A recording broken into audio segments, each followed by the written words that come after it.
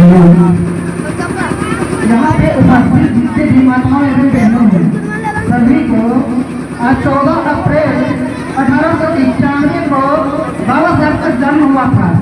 बाबा साहब का जन्म होते ही पूरे घर में माहौल ऐसा बन गया था कि कोई सोच नहीं सकता था कि इसके मुंह में ललाहट इसका क्यों है।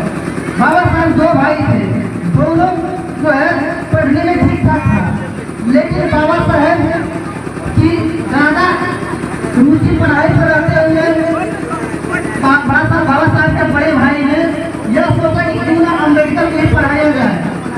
इसलिए बाबा साहब को आगे पढ़ाने के लिए उसको स्कूलों में दाखिल करवाया गया। लेकिन बाबा साहब ने बहुत ही कष्ट और परिश्रम से हम लोग के लिए बहुत कुछ किया है।